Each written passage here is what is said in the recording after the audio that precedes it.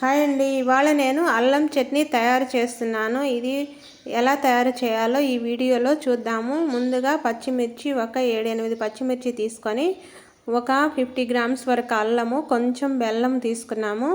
చింతపండు ముందుగా కొంచెం నానబెట్టి ఉంచుకోవాలి.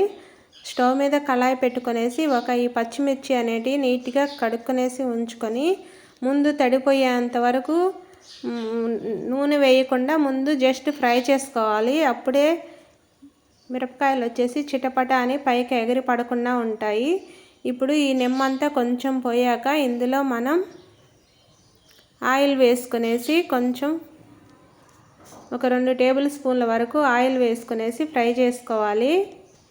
ఈ అల్లం పచ్చడి అనేది మనకి ఇడ్లీలోకి, దోశలోకి కానీ, సాఫ్ట్ దోశల్లోకి అప్పటికప్పుడు ఏదైనా కూడా చేసుకోవచ్చు. చాలా బాగుంటుంది ఈ దోశలోకి వీటి చట్నీ అనేది, అల్లం చట్నీ అనేది. ఇప్పుడు ఇందులో ఆయిల్ వేసుకొని మూత పెట్టుకుంటే ఇవి పచ్చిమిర్చి, అల్లము చాలా తొందరగా ఫ్రై అయిపోతాయి. ఇప్పుడు మరీ ఎక్కువ ఫ్రై అవ్వబడలేదు, ఒక రకంగా మగ్గితే సరిపోతుంది.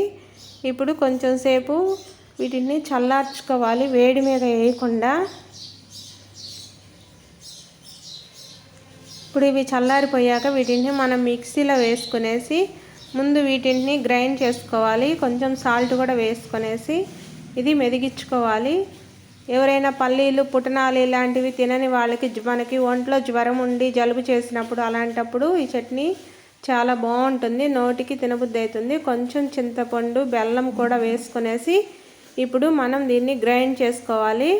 గ్రైండ్ చేసుకున్నాక పచ్చివాసన పోయేంత వరకు మనం పోపు వేసుకుందాం. స్టవ్ మీద కళాయి పెట్టుకొని ఆయిల్ హీట్ ఎక్కాక ఇందులో కొంచెం ఆవాలు, జీలకర్ర, మినప్పొళ్ళు వేసుకునేసి ఈ ముందుగా గ్రైండ్ చేసుకున్న చట్నీ ఇందులో వేసుకోవడమే. ఇది చాలా హెల్తీ రెసిపీ. మా వీడియో కనుక నచ్చినట్లయితే లైక్ చేయండి, సబ్స్క్రైబ్ చేయండి. టేస్టీ అల్లం చట్నీ రెడీ అయిపోయింది. Thanks for watching. బాయ్ అండి.